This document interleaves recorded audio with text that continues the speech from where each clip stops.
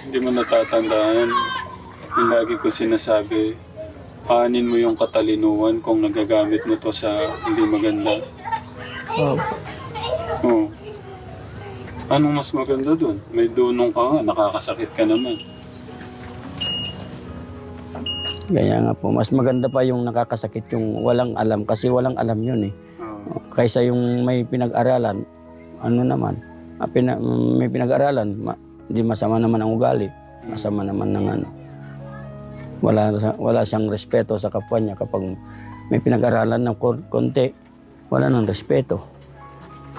Kaya nga, kapag ang tao isipin niya yon, kung may pinag-aralan, mahihiya dahil siyang may pinag-aralan, yung tao na kaharap na walang pinag-aralan, mayroon pang hiya yung walang pinag-aralan. Ikaw na may pinag-aralan, wala kang hiya. E di, sino kayang mas bobo sa kanila? E di mas yung may pinag-aralan.